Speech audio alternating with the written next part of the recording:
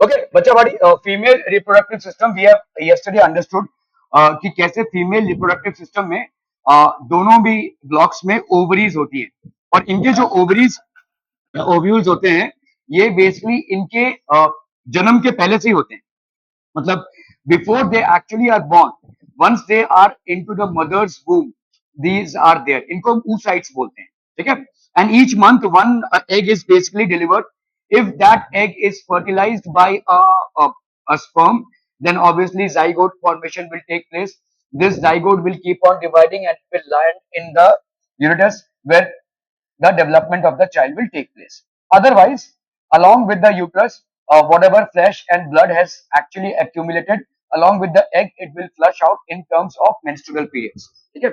So menstrual periods are basically an indication that fertilization of the egg has not happened. Each and every month, from one of the ovaries, one egg is released.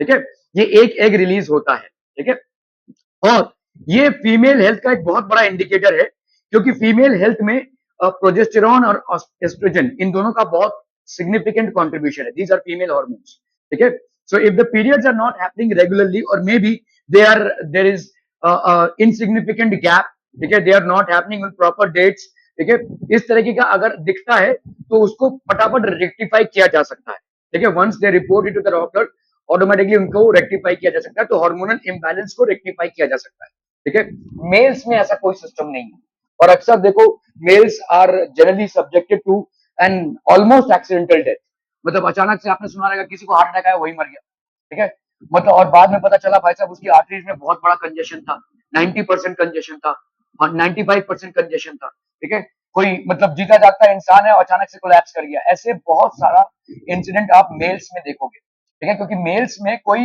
Natural health indicator नहीं होता है हाँ अगर mails properly हर 6 महीने में किसी doctor पे जाकर किसी डॉक्टर के पास जाकर अपना रेगुलर हेल्थ चेकअप कराते हैं तो वही एक इंडिकेटर है अदरवाइज नेचुरली उनको कोई इंडिकेशन नहीं मिलेगा कि उनके बॉडी के अंदरूनी पोर्शन में कोई खराबी है कि नहीं which could be life threatening ठीक है so menstrual period is not a curse but a boon by nature ठीक है बहुत एडवांटेज में रखता है ये फीमेल स्पीशीज को ड्यू टू दिस ठीक है एटलीस्ट ऑन देयर हेल्थ ठीक है तो female reproductive system the fertilised egg the zygote gets implanted in the lining of the uterus and starts dividing तो अगर फर्टिलाइजेशन हो गया ठीक है अगर फर्टिलाइजेशन हो गया वो जो 2-3 दिन का टाइम फ्रेम होता है उस दौरान अगर सेक्सुअल एक्टिविटी होती है और स्पर्म की एंट्री होती है यूट्रस में और फर्टिलाइजेशन होता है so it will basically form the zygote और वो इम्प्लांट होगा यूट्रस में अदरवाइज यूट्रस की पूरी लाइनिंग मेंस्ट्रुअल पीरियड से बाहर जाएगी ठीक है so this basically starts dividing तो यहां से देखो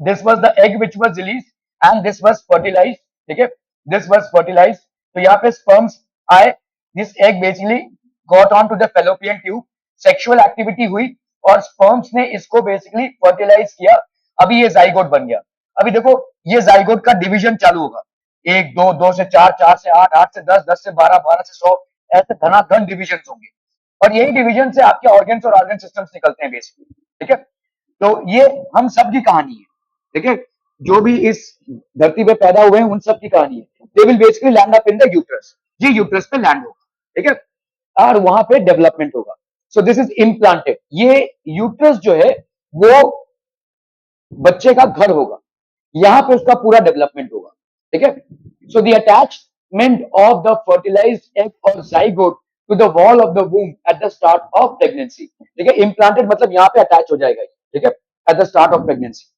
जैसे ही ये होगा मेंस्ट्रुअल पीरियड्स बंद हो जाएंगे for the next 9 to 10 months gestation period बोलते हैं यहां पे उस लेडी को मेंस्ट्रुएशन नहीं होगा why will this not happen the moment sexual activity happens and the egg is fertilized by the sperm and the egg gets planted here in the uterus the development of the baby will start to take place menstrual periods will stop sorry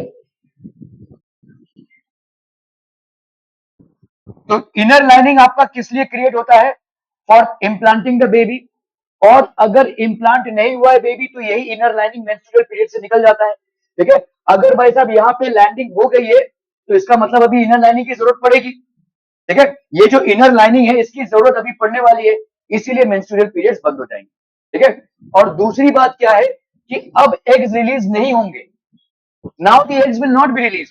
क्यों ही eggs release होंगे भाई साहब, सोचिए, ठीक है, because one egg has already been fertilised, ठीक है। सो इस एग का ही भाई साहब अभी क्या होगा, फर्टिलाइजेशन होगा, इसी एग का डेवलपमेंट होगा। Why will again an egg be release? समझ में आ रहा है ये, ठीक है, ओके। किसी भी जानवर में देखो, अगर कोई कबूतर है, उसने एक अंडा दिया है, अभी वो अंडे पे बैठ रही है भाई साहब, क्या आज एक अंडा दिया तो अभी 15 दिन बाद फिर से अंडा देगी? नहीं ना भाई साहब, अब ये पूरा डेवलपमेंट होगा, उसके बाद एक लाइफ साइकिल आएगा, उसके बाद, ठीक है। So the attachment of the fertilised egg और zygote to the wall of the womb at the start of the pregnancy, तो ये आपका भाई साहब मेंस्ट्रुअल पीरियड बंद हो जाएगा। The embryo or the zygote which has undergone so many divisions will be implanted in the uterus. This is where the development takes place, ठीक है। आपका बायोलॉजिकल एज चाहे जो भी हो, उसमें आप इस एज को जोड़ेंगे अगर, तो वो राइट एज होगा, क्योंकि यहां से आप लिविंग हैं। समझ में आ रहा है? आप आज बोल सकते हैं भाई साहब मैं 15 साल 6 महीने 4 दिन का हूं, ठीक है, लेकिन उसमें 9 मंथ्स और सो वो आप ऐड कीजिए ना, क्योंकि यहां से आप लिविंग हैं, you are living from here, ठीक है। हम biological age after we are born उससे कैलकुलेट करते हैं, लेकिन प्रॉपर अगर आप एज देखेंगे तो वहां से है ना आपका age, you were living from there only, right, ठीक है। So the lining of the uterus and starts dividing for differentiation into various tissues. Okay. Okay. Female reproductive system, we have already studied that the mother's body is designed to undertake the development of the child. तो धीरे धीरे भाई साहब child का size बढ़ता जाता है, ठीक है, चाइल्ड का साइज बढ़ता जाता है और चाइल्ड घूमने भी लगता है। ये जो होते हैं आपके अलग अलग टाइम पे अल्ट्रासोनोग्राफी की जाती है, ठीक है। अल्ट्रासोनोग्राफी से बेबी का पोजीशन, बेबी का डेवलपमेंट सब लोकेट होता है, ठीक है। और अल्ट्रासोनोग्राफी का इंडिया में पर्पस सिर्फ growth and development of body baby का डिटेक्शन है। अगर आप सेक्स डिटेक्शन में जाएंगे तो आप अरेस्ट हो सकते हैं, ठीक है। If you are trying to use ultrasonography to detect sex, it can be, it is a punishable offence by law, ठीक है। तो ये बेबी का डेवलपमेंट होता रहता है, 4 months 5 months 6 months 7 months 8 months 9 months is the last month, after this the baby will be release, ठीक है। सो यहाँ पे धीरे धीरे हाथ पाव बनना चालू होते हैं and so on and so fourth, ठीक है, ओके। बेबी का एक चीज नहीं होता है डेवलप, मतलब होता है लेकिन वो फंक्शन नहीं होता है क्या? हम्म, बोलिए। ब्रेन नहीं, ब्रेन चलेगा, ब्रेन चलता है, बहुत थोड़ी तरीके से चलेगा, हाँ। लंग्स, यस लंग्स, ठीक है। तो किसी भी बच्चे के पैदा होने से डॉक्टर उसको रुलाने की कोशिश करते हैं, अगर वो नहीं रोया तो उसका टांग पकड़कर ऐसे उल्टा लटका के मारेंगे उसको। हाँ ऐसा होता है भाई साहब, आपने भी मार खाया रहेगा, ठीक है। तो ये होगा, वो एक्चुअली में पकड़ेंगे उसको, उसका ऐसे उल्टा लटकाएंगे और मारेंगे उसको, ठीक है। The reason why this is done is because जब बेबी बॉर्न होता है तो उसका लंग्स तो होता है, लेकिन अभी तक उसने ब्रीदिंग चालू नहीं की है। जब तक वो माँ के पेट में होता है तब तक उसकी ब्रीदिंग चालू नहीं हुई है, ठीक है। लंग्स रहते हैं लेकिन ब्रीदिंग नहीं होती, क्योंकि पूरा जो उसका सिस्टम है वो प्लेसेंटा से बेस्ड है, आपका अम्बिकल कॉर्ड से ऑक्सीजन से लेकर न्यूट्रिएंट सब जा रहे हैं, इसीलिए ब्रीदिंग चालू नहीं हुई है। जैसे ही बेबी बॉर्न होगा उसका अम्बिकल कॉर्ड कट चुका है, जैसे अम्बिकल कॉर्ड कट जाएगा उसको ऑक्सीजन की सप्लाई बंद हो गई है, अभी तक मां से ऑक्सीजन की सप्लाई जा रही थी, अभी कट हो चुका है, तो नाउ उसका खुद का ऑक्सीजन सिस्टम चालू होना चाहिए। और इस सिस्टम को चालू करने के लिए कभी कभी फोर्सफुली बेबी को रुलाना पड़ता है। अगर बच्चा पैदा हुआ रोते हुए इट्स ओके, ठीक है, अगर नहीं हुआ तो उसको रुलाना पड़ेगा, क्योंकि जैसे आप जोर से रोएंगे, ठीक है, तो वो मतलब आपका डायफ्राम ऐसा ऊपर जाएगा और आपका लंग्स फंक्शन करने लगेगा, ठीक है। क्योंकि रोने के लिए आपको आवाज निकालनी पड़ेगी, और आवाज निकालने के लिए हवा आपको ब्लो आउट करना पड़ेगा। जैसे आप हवा बाहर करेंगे तो हवा अंदर भी जाएगी और ये आपका रेस्पिरेशन का प्रोसेस चलो हो जाएगा, ठीक है। तो हम सब रोते हुए पैदा होते हैं, कुछ लोग स्टॉप नहीं होते, चलता ही रहता है रोने का, है ना। Some people are always screaming, okay. तो फीमेल रिप्रोडक्टिव सिस्टम, ठीक है, hence the uterus prepares itself every month to receive and nurture the growing embryo. ऐसा कुछ नहीं है कि बेबी का रोना ही जरूरी है, अगर हंसते हुए भी बेबी पैदा हुआ है तो अच्छी बात है, उसका बेसिकली एक्टिविटी होना चाहिए, ठीक है।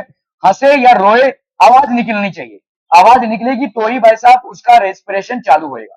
तो मतलब सिस्टम ऑलरेडी इंस्टॉल्ड है और ये जल्द से जल्द होना है, अगर टाइम चला गया तो बेबी मर सकता है। इसीलिए डॉक्टर जैसे ही बेबी डिलीवर होता है, अगर वो नहीं रो रहा है ना, तो परेशान हो जाते हैं जब तक वो रोएगा नहीं। ठीक है, ये परेशान हो जाएंगे भाई साहब जब तक ये ना रोए। रुलाना बहुत जरूरी है, ठीक है, क्योंकि उसका नॉर्मल रेस्पिरेशन ही चालू नहीं होगा। और आप एक एडल्ट इंसान हैं, आप भाई साहब नाक बंद करके कितना देर तक रह सकते हैं? कितना पोटेंशियल है आपका? 1 2 1.5 मिनट। बेबी है, वो छोटा सा बच्चा है, ठीक है, उसका तो और भी पोटेंशियल कम होगा भाई साहब, उसका तो रेस्पिरेशन सिस्टम भी चालू नहीं हुआ है। तो बहुत बड़ा रिस्क हो जाता है डॉक्टर्स के लिए। तो डॉक्टर्स के लिए जो लोग बेसिकली डिलीवरी कराते हैं, उनके लिए ये सबसे बड़ा समस्या है।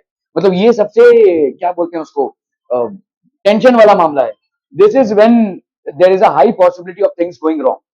क्या ये समझ में आ रहा है भाई साहब? Okay. Hence the uterus prepares itself every month to receive and nurture the growing embryo. ठीक है?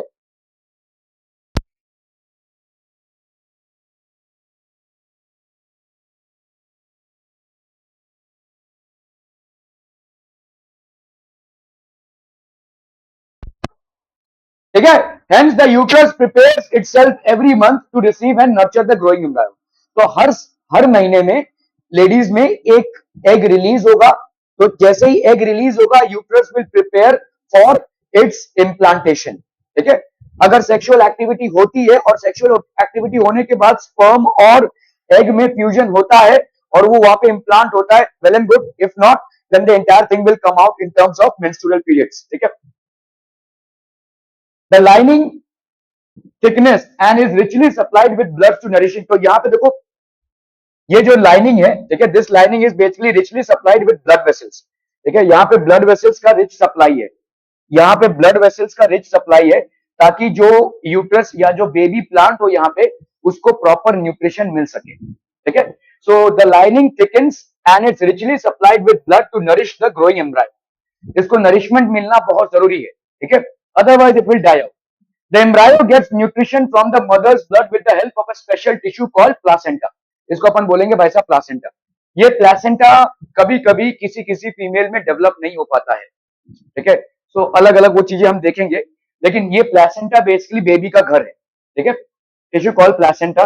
सो यहां से देखो, ये प्लासेंटा है, दिस इज बेसिकली प्लासेंटा। और यहां से अम्बिकल कॉर्ड जुड़ा होता है। देखो ये अम्बिकल कॉर्ड, ये हमारे अम्बिकल कॉर्ड मतलब हमारे नाभि से जुड़ा होता है। ठीक है, दिस इज बेसिकली कनेक्टेड, हमारा सारा सप्लाई नाभि से होता है। ठीक है, द एंटायर थिंग, हमको ऑक्सीजन से लेकर न्यूट्रिएंट सब वहीं से सप्लाई होता है till the time we are there. हमारे हार्ट चलने लगता है, but lungs are still inactive. हमारे लंग्स अभी भी इनएक्टिव है। जस्ट इन केस मैं आपको बता रहा हूं कि ऐसा बहुत बार होता है कि बेबी घूमने लगता है, ऑब्वियसली वो हाथ पांव चलाने लगता है। ठीक है, और कभी कभी ये अम्बिकल कॉर्ड गले में लिपट जाता है और इससे बच्चे की मौत हो सकती है। ठीक है, the baby can actually die. ऐसे बहुत सारे केसेस होते हैं, क्योंकि वो अंदर तो अपन उसको कंट्रोल नहीं कर सकते ना किसी भी हालत में। तो इसीलिए अल्ट्रासोनोग्राफी मतलब देखना पड़ता है बेबी का पोजीशन क्या है वैसा। ठीक है, और during the time of delivery head जो है वो नीचे आना चाहिए। अगर पैर नीचे आ गया तो फिर समस्या हो जाएगी। अगर पैर नीचे आ गया तो समस्या हो जाएगी, उसको पुल आउट करना बहुत मुश्किल हो जाएगा, क्योंकि हेड फंस जाएगा। ठीक है, so these are complicated things, these are very complicated things. अगर ये जो अम्बिकल कॉर्ड है जो उसको जीवन दे रहा है, उसका जीवन ले भी सकता है। अगर वो ऐसे लपट गया उसमें, तो ऑब्वियसली कौन बचाएगा उसको? ठीक है, तो these are things that might happen. Okay, तो प्लेसेंटा है, this is a disc which is embedded in the uterine wall. तो ये आपका भाई साहब ये डिस्क है, इसमें से सारा जो भी आपका न्यूट्रिएंट्स है, ऑक्सीजन है, सारा सप्लाई बेसिकली जाता रहता है। ठीक है, to the baby. Placenta contains villi and on the embryo side of the tissue. ये विलाई मतलब कैसा होता है? देखो जैसे ये वाला डोरमैट नहीं, वो प्लास्टिक वाला डोरमैट देखा है आपने? ठीक है, उसमें कैसे ऐसे रहता है ना भाई साहब, ये ऐसे। ठीक है, क्यों रहता है ये?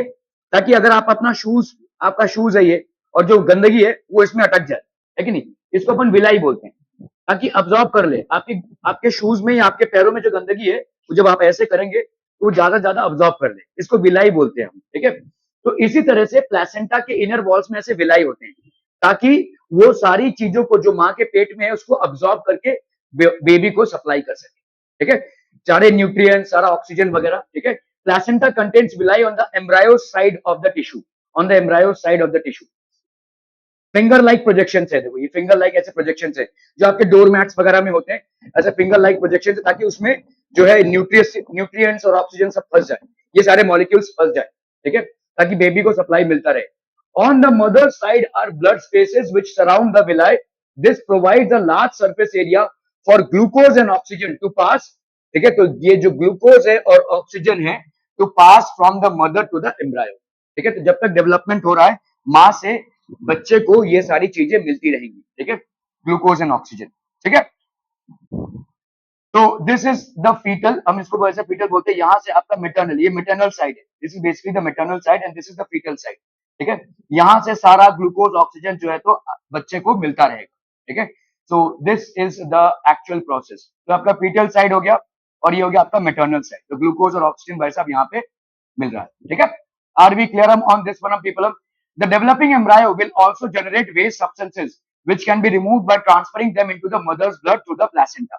ठीक है, तो अभी देखो एक डेवलपिंग एम्ब्रायो है और उस एम्ब्रायो का वेस्ट सब्सटेंसेस जनरेट होगा. ये एम्ब्रायो है भाई साहब. ठीक है, the developing embryo will also generate waste substances, क्योंकि उसके अंदर फूड जा रहा है, उसका प्रोसेस चालू हो गया है डाइजेशन का. तो उसका जो वेस्ट होगा वो कैसे जाएगा? Can be removed by transferring them into the mother's blood. So ये प्लेसेंटा से अगेन मदर्स ब्लड में जाता है. जैसे मदर के ब्लड में विथ और without the baby there will be waste generation, तो उसका जो प्रोसेस है वो तो कंटिन्यू रहेगा. अभी बेबी का भी जो वेस्ट है वो ब्लड में जाता है. ठीक है, that also goes into the blood like carbon dioxide. This goes into the mother's blood. The development of the child inside the mother's body takes approximately 9 months. So 1 month में देखो इस तरीके का शेप एंड साइज होता है and 9 months में इस तरीके का शेप एंड साइज हो जाता है. These are various stages of development of the baby inside the mother's womb. ये हम सबकी कहानी है. हम एक साधारण इंसान से लेकर मोदी तक की सबकी कहानी है. ठीक है, this is basically the story of everyone. ठीक है, सो 1 month 2 month 3 month ऐसे भाई साहब आपका 9 months तक प्रॉपर डेवलपमेंट होने के बाद पार्चुरेशन होता है. The child is born as a result of rhythmic contractions of the muscles in the uterus. तो एक पेनफुल प्रोसेस है और ऐसा माना जाता है कि भाई साहब शरीर के 300 हड्डियों को तोड़ने में जो पेन आता है एक बच्चे की डिलीवरी में अप्रोक्सीमेटली उतना ही पेन आता है. और इस पेन को कभी कभी बेयर नहीं कर पाते हैं और लोग बेहोश भी हो जाते हैं. ठीक है, but it is a very painful process. ठीक है, this child is born as a result of rhythmic contraction of the muscles in the uterus. तो यूट्रस के मसल्स में कॉन्ट्रैक्शन एक्सपेंशन होगा और उसमें रिदमिक कॉन्ट्रैक्शन और एक्सपेंशन मतलब एक बार कॉन्ट्रैक्शन एक बार एक्सपेंशन, इससे बेबी पुश आउट होता है. लेकिन अपने आप में ये बहुत ही पेनफुल प्रोसेस है. It's a tremendously painful process. ठीक है, you can not imagine the pain that a lady would be going through while delivering a baby. तो this is basically the parturition that happens. This is how the baby. तो जैसे मैंने आपको बोला कि baby का सर बाहर आना चाहिए पहले, अगर पैर बाहर आया तो बहुत प्रॉब्लम हो जाएगा. ये अम्बिकल कॉर्ड जैसे बेबी बाहर आएगा, अम्बिकल कॉर्ड को डॉक्टर्स काट देते हैं, बहुत उसको एफिशिएंटली काटना पड़ता है. ठीक है, the umbilical cord is basically cut. ठीक है, has everybody understood this part? Any questions? Any questions some people? Okay, what happens when egg is not fertilized? तो अभी अगर egg fertilized नहीं हुआ, let's say female का egg release हुआ है लेकिन sexual activity नहीं हुई है या होने के बाद भी let's say sperms have not reached to the egg portion, then the egg is not fertilized. ऐसा जरूरी नहीं कि हर sexual activity के बाद the female egg will be fertilized. So many a times it will not. ठीक है, उसके अलग अलग reasons हैं. What happens when the egg is not fertilized? So अभी जो ये इनर लाइनिंग था, ठीक है, if the egg is not fertilized it lives for about 1 day. आप सोचिए एक एग जो रिलीज हुआ है फेलोपियन ट्यूब में, उसका लाइफ सिर्फ 1 दिन का है. मतलब पूरे महीने भर में 1 दिन ही ऐसा है जहां पे फर्टिलाइजेशन के चांसेस हैं. ठीक है, पूरे महीने भर में सिर्फ 1 ही दिन ऐसा है और ऐसा कोई मतलब रिकॉर्ड नहीं रख सकता हाँ यही दिन होगा. ठीक है, it is impossible to keep a track of it.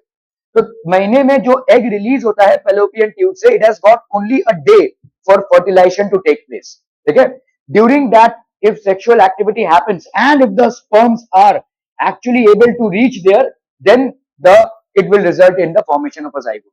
और इतनी डिफिकल्ट प्रोसेस, इतने सारी चीजों पे ये डिपेंड कर रहा है, फिर भी हम 135 करोड़ के हो गए. मतलब हमारा पोटेंशियल सोचिए भाई साहब. ठीक है, okay, so if the egg is not fertilized it lives for about 1 day. ठीक है, since the ovary releases 1 egg every month, the uterus also prepares every month to receive the fertilized egg. तो uterus में भी भाई साहब ये lining, जैसे ये एग रिलीज होगा तो प्रोजेस्टेरॉन और एस्ट्रोजन हार्मोन्स के चलते यहाँ पे भी लाइनिंग चालू हो जाएगी. मतलब it is basically preparing for the egg to get fertilize and land here. ठीक है. So that is the lining that will develop. Okay. Thus, its lining becomes thick and spongy. Okay, for the development of the embryo to take place.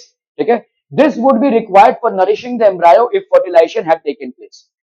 Embryo के nourishment के लिए ये जरूरी process है, ठीक है, और ये होगा. Now however this lining is not needed any longer. अगर फर्टिलाइजेशन नहीं हुआ है तो भाई साहब इस लाइनिंग की जरूरत नहीं है. तो ये लाइनिंग जो है पूरा पूरा मेंस्ट्रुअल ब्लड के साथ बाहर निकल जाएगा. The egg and the menstrual blood is going to go out.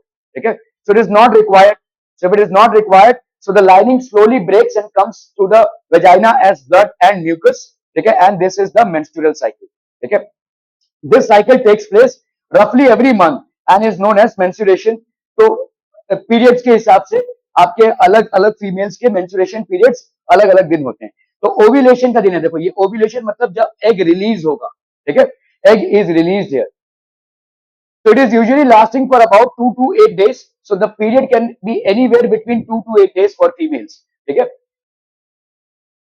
Reproductive health. Since the sexual act is a very intimate connection of bodies, it is not surprising that many diseases can be sexually transmitted. तो आपके जो diseases हैं वो sexually transmitted diseases बोलते हैं हम. इनको हम STDs बोलते हैं. जैसे आपका एज है या maybe let's say till 30-35 people are sexually active. ठीक है, so they will make an attempt to get a sexual partner. अभी वो शादी ब्याह करके हो या ना करके हो, whatever. ठीक है, but there are many things which we have to take care of, especially आपके एज में इसकी पॉसिबिलिटी बहुत ज्यादा बढ़ जाती है. ठीक है, तो इसलिए बहुत सोच समझ के. हमारे यहाँ पे तो भाई साहब ऐसी मूर्खता है कि लोग पंडितों को बुलाकर कुंडली मैच करवाते हैं, लेकिन ये नहीं मैच करवाते कि दोनों पार्टीज को कोई सेक्सुअली ट्रांसमिटेड डिजीज है कि नहीं. लड़के और लड़की की शादी करवाई जा रही है, पंडित भाई साहब आए हैं, कुंडली मैच करवा रहे हैं, हाँ ये सब हो गया, अभी हो सकती है शादी. अगर लड़का एड्स पेशेंट है तो ये तुमने टेस्ट किया ही नहीं, भाई उसकी जिंदगी खराब हो जाएगी. वो तो मरने ही वाला है, ये भी मरेगी. ये कोई कोई है ही नहीं कोई सिस्टम ऐसा हमारा. There should be a system. अगर लड़के को कोई भी सेक्सुअली ट्रांसमिटेड डिजीज है, बट ऑब्वियस उस फीमेल को भी हो जाएगा, या फीमेल को है तो फीमेल को भी हो जाएगा. It can pass both ways. लेकिन ऐसा कोई सिस्टम ही नहीं है. ऐसा क्यों करेंगे हम? अरे it is a requirement, please do it. आप रजिस्ट्री मैरिज के क्लॉजेस में देखेंगे, ये क्लॉज है, have both the partners being tested for all STDs. ये क्लॉज है जहां पे रजिस्ट्री मैरिज मतलब जहां पे आप कोर्ट में लॉयर के या जज के सामने साइन कर रहे हैं to accept each other as husband and wife. There it is a clause for you to get tested for all STDs and it should be there. ये होना ही चाहिए, ये होना ही चाहिए, जो हमारे सिस्टम में नहीं हो रहा है. ठीक है, और इसीलिए काफी सारा अभी एक बार अगर सेक्सुअली ट्रांसमिटेड डिजीज हो जाता है और पार्टनर को हो गया ना, ये कुछ बोल पाएगा ना ये कुछ बोल पाएगी, और दोनों बेमौत मरेंगे. ठीक है, फैमिली चालू होने से पहले दो फैमिली तबाह हो जाएगी. इस चीज के बारे में हम सोचते ही नहीं है. ये बहुत जरूरी है कि भाई आपका प्यार मोहब्बत से शादी हो रहा हो या बेसिकली आपका अरेंज मैरिज हो रहा हो, make it a point that the other person and you yourself are tested for STDs. Please do this. ये क्लॉज रखिए. आप कल को इस इंस्टीट्यूशन में जाएंगे जहां पे शादी ब्याह आपको करना पड़ेगा, इस क्लॉज को जरूर रखिए. ये आपके लिए, आपके फैमिली के लिए बहुत ज्यादा जरूरी है. कुंडली उंडली बाद में मिल जाएगी भाई साहब, मिली भी तो क्या, ना मिली भी तो क्या, लेकिन ये जरूर होना चाहिए. ठीक है, since the sexual act is very intimate connection of bodies, it is not surprising that many diseases can be sexually transmitted. ठीक है, so unsafe sex की वजह से बहुत सारे diseases transmitted होते हैं. Diseases which are spread by sexual contact with an infected person, so these are known as sexually transmitted diseases. और इनमें कुछ diseases जानलेवा होती हैं. AIDS जैसे जानलेवा है. ठीक है, if not treated on time, it can be detrimental to health. ठीक है, so gonorrhea, this is basically a sexually transmitted disease. ठीक है, syphilis, this is also a sexually transmitted disease. ठीक है, तो these are bacterial infections. इनका treatment तो फिर भी हो जाएगा, लेकिन जानना जरूरी है. ठीक है, syphilis, then we have AIDS, इसका कोई इलाज नहीं है. ठीक है, the person will die. Actually AIDS का इंसान AIDS से नहीं मरता है. ठीक है, वॉट्स होते हैं, ऐसे पाव के नीचे बड़े बड़े छाले पड़ते हैं. ठीक है, so these are all sexually transmitted diseases. This is basically life threatening. ये जिसको हो गया उसका कोई उपचार नहीं. ठीक है, एड्स का इंसान एड्स से नहीं मरता है. एड्स का इंसान मरता है किसी साधारण सर्दी खांसी से या साधारण लूज मोशन से मर जाएगा। ठीक है, देखिए एड्स में क्या होता है, आप एक इंसान का इम्यून सिस्टम कोलैप्स कर जाता है। इम्यून सिस्टम कोलैप्स कर जाता है मतलब आपको अगर सर्दी हुई, आप डॉक्टर के पास जाए या ना जाए, अगर सिंपल सर्दी हुई रहेगी वो 6-7 दिन रहेगा। हाँ, अगर आप डॉक्टर के पास जाते हैं तो थोड़ा रिलीफ मिलेगा आपको, उतना सीवियर नहीं रहेगा लेकिन वो रहेगा। 7-8 दिन तक आप इन्फेक्टेड रहेंगे। तो आपके बॉडी में चल क्या रहा है, 7-8 दिन तक एक फाइटिंग चल रही है। So there is an immune system which is constantly fighting against the bacteria or viral infection. And this will last for 7 to 8 days, whatever the, जैसे टाइफॉइड आपका अप्रोक्सीमेटली 7 दिन तक 8 दिन तक रहता है, वैसा मलेरिया का भी इतना ही टाइम रहता है, इन्फ्लुएंजा का, हर एक डिजीज का एक स्पैन रहता है, चिकन पॉक्स का ऑलमोस्ट 15-20 डेज रहता है। तो इस दौरान हो क्या रहा है, आपके बॉडी में एंटीबॉडीज जनरेट हो रही है जो एक फाइटिंग मैकेनिज्म को प्रोवाइड कर रही है। ठीक है, ये फाइटिंग मैकेनिज्म पूरा पूरा कोलैप्स हो जाता है एड्स में। और सिंपल अगर इंसान को सर्दी खांसी भी हो गई तो मर सकता है। ठीक है, थोड़ा सा भाई साहब अगर लूज मोशन हो गया तो वो मर सकता है। वो सारी चीजें जो बिना दवाई का उसका बॉडी फाइट कर सकता था, अब नहीं कर सकता। ठीक है, so these are very severe diseases and some of them are non-treatable. These are viral diseases. ठीक है, so these are sexually transmitted diseases. Is it possible to prevent the transmission of such diseases during sexual act? So the answer is yes. By using safety measures, we can do this. Using a covering called a condom for the penis during sex helps to prevent transmission of many of these infections to some extent. ठीक है, some extent तक ये भाई साहब आपका infections को avoid करता है। ठीक है, reproductive health, the sexual act always has the potential to lead to pregnancy. कल में आपके कुछ वैल्यू एडेड क्वेश्चंस होते हैं। तो वैल्यू एडेड क्वेश्चंस बेसिकली क्या होते हैं, value added questions are those questions जहां पे हम किसी डेट, जैसे अब मैं स्टैटिस्टिक्स पढ़ा रहा था क्लास 9 में, और वहां पे एक डेटा आया जहां पे females in India are mostly dying due to non taking care of reproductive health. उनका रिप्रोडक्टिव हेल्थ एक बहुत बड़ा कंसर्न है। ठीक है, और ये एक बहुत संगीन मामला है। ठीक है, the sexual act always has the potential to lead to pregnancy. Sexual act के बाद भाई साहब प्रेगनेंसी होनी है। Reproductive health, pregnancy will make major demands on the body and the mind of the woman. ठीक है, तो ऑब्वियसली भाई साहब बहुत सारे चेंजेस आएंगे क्योंकि आपके शरीर के अंदर एक और शरीर पल रहा है। तो obviously it will need a lot of nutrients, it will need a lot of other things as well. तो माइंड और बॉडी पे काफी सारा प्रेशर वुमेन में आता है और इस प्रेशर को हैंडल करने के लिए they should be well prepare. ठीक है, वीकनेस होता है, नॉसिया होती है, स्ट्रेस होता है। ठीक है, and if she is not ready for it, her health will be adversely affected. If she is not ready for pregnancy, her health will be adversely affected. ठीक है, therefore many ways have been devised to avoid pregnancy। तो pregnancy जो है मतलब आप एक नए जीवन को ला रहे हैं तो उसके लिए मेंटली और फिजिकली प्रिपेयर होना बहुत जरूरी है। If it's an accidental pregnancy you need to give it a thought. पहली बात तो एक्सीडेंटल प्रेगनेंसी होनी नहीं चाहिए, अगर हो भी गई है तो you have to think about it. ठीक है, so therefore many ways have been devised to avoid pregnancy. तो बहुत सारे कॉन्ट्रासेप्टिव मेजर्स है। कॉन्ट्रासेप्टिव मेजर्स, देखिए ह्यूमन बॉडी का डिमांड है सेक्स। ठीक है, लेट्स बी, जैसे हमारा फूड एक डिमांड है, वाटर एक डिमांड है, एयर एक डिमांड है, वैसे सेक्स भी हमारा एक डिमांड है। ठीक है, लेट्स एक्सेप्ट इट। लेकिन इस सेक्सुअल डिमांड को पूरा करने के लिए अगर हम सेफ्टी के मेजर्स को क्रॉस करते हैं then there will be a problem. ठीक है, so is there a way in which we can ensure safety as well as ensure that this demand is fulfilled? So yes, there is a way, और इस वे को हम बोलते हैं using contraceptives. और इनके बारे में नॉलेज होना कोई शर्म की बात नहीं है, अच्छा होना चाहिए आपको, और स्पेशली आपके एज में ये नॉलेज जरूर होना चाहिए। ठीक है, so there are contraceptives which can be used, ठीक है, एंड शुड बी यूज्ड, ठीक है, to avoid unwanted pregnancy. These methods or ways are also called as contraceptive methods or methods of birth control. These contraceptive methods have number of categories based on their approaches. One category is the creation of mechanical barrier so that sperm doesn't reach the egg. तो जो sperm है वो egg तक reach नहीं होना चाहिए। ठीक है, जैसे ही sperm egg तक reach हो जाएगा, there will be a zygote formation. If somehow we are able to control this sperm reaching the egg, then we will be able to control the pregnancy as well. ठीक है, so इनको हम barrier method, this method is called the barrier method. तो barrier method में होता क्या है, ये पूछा गया है भाई साहब। ठीक है, बैरियर मेथड में you are not allowing the sperm to reach the egg. Are we clear? Barrier method में we are not allowing the sperm to reach the egg. Methods of birth control, तो पहला है आपका barrier method which is basically condoms, ठीक है, it protects. Condoms में सिर्फ contraceptive ही नहीं होता है, it doesn't just prevent the birth of an unwanted child, ठीक है, it also protects from STDs. कब तक चबाते रहोगे भाई साहब, तुम जो भी चबा रहे हो, खाकर एक पेट तुम खाना में खाने में चले गया, यहाँ पे भी चबा ही रहे हो। Diaphragm prevents the entry of sperms. So there is a diaphragm which is inserted in the female body. This will also prevent the entry of sperms. ठीक है, ये बैरियर मेथड्स हैं, ये मेल्स यूज करते हैं एंड ये females में लगाया जाता है, ठीक है, diaphragm, it prevents the entry of sperms. Another category of contraceptive, तो आपका बैरियर मेथड है, मतलब स्पर्म और एग को नहीं मिलने देना है। अगर स्पर्म और एग को नहीं मिलने देना है, we can use condoms, we can use diaphragms as well, ठीक है।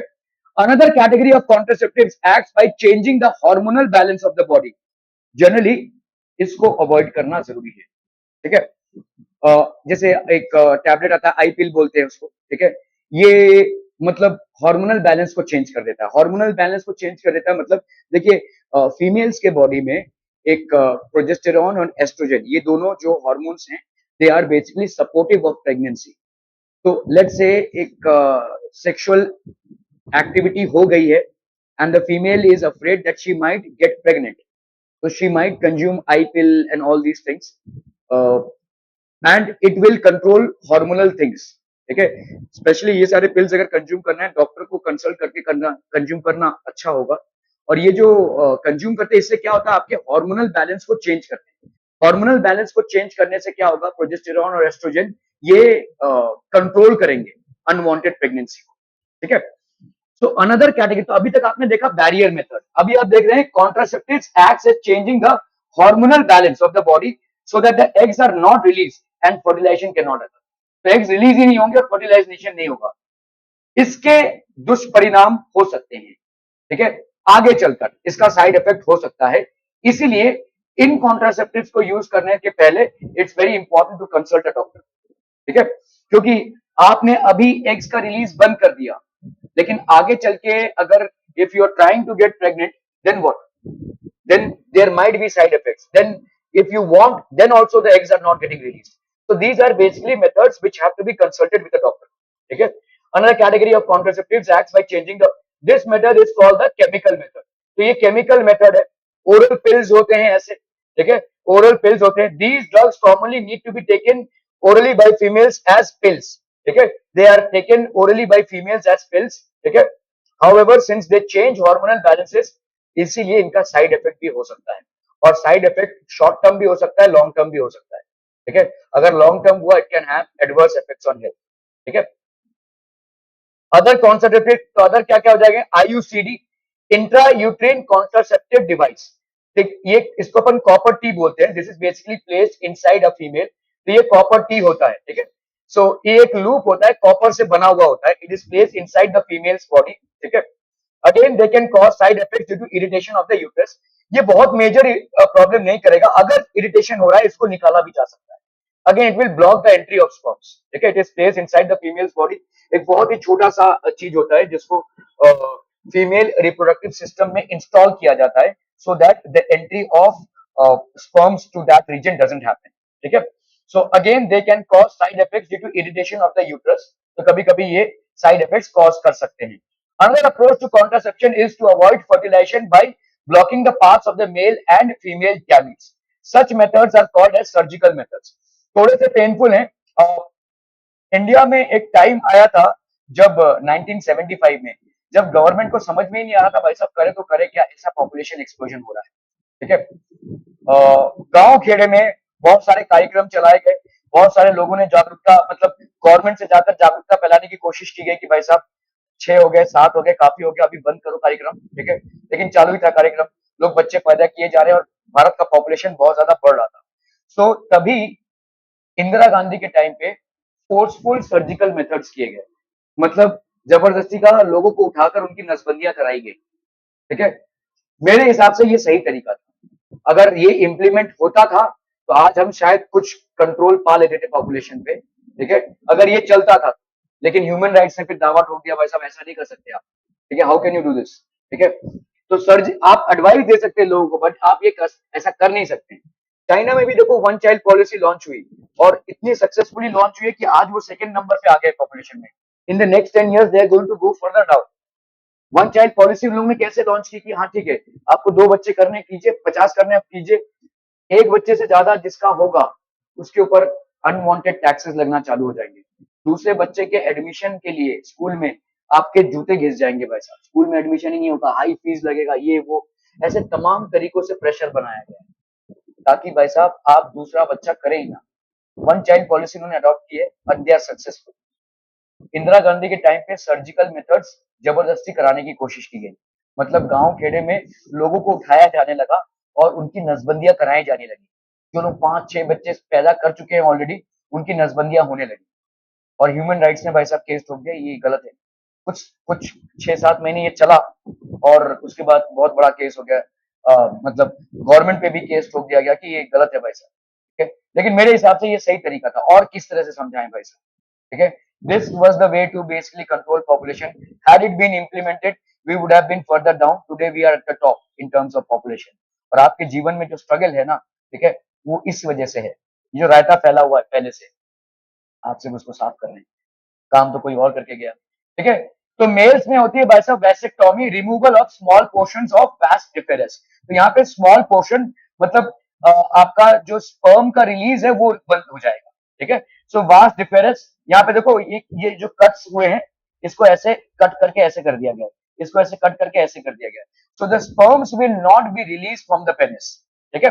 That is called removal of small portion of vas deferens. Is this permanent? No, it is temporary, ठीक है। जब भी जोड़ना रहेगा तो इसको, इन दोनों को हम जोड़ सकते हैं। We can actually tie them and again they will be back in their normal functionality, ठीक है। सो इसको हम क्या बोलेंगे? That is known as vasectomy, removal of small portions of vas deferens. If the vas deferens if the vast difference in the male is blocked, sperm transfer will be prevented and fertilization will not take place. तो sperm का जो transfer हो रहा था वो नहीं होगा, ठीक है। females would sperms be still produced? Yes, they will be produced, but they will not be transferred through the penis into the female reproductive system. Tuberctomy जो होती है फीमेल्स में, ठीक है, removal of small portion of fallopian tube. अभी भाई साहब देखो स्पर्म्स कहां से आते हैं? यहां से आकर फेलोपियन ट्यूब में एग के साथ फर्टिलाइज करते हैं। तो यहाँ पे भी हमने भाई साहब कट कर दिया, fallopian tubes are tied and cut, ठीक है। If at all the female wants to have children again, then they can be again removed and rejoined, ठीक है। So removal of small portion of fallopian tube or oviduct. If the fallopian tube in the female is blocked, the egg will not be able to reach the uterus and the fertilization will not take place.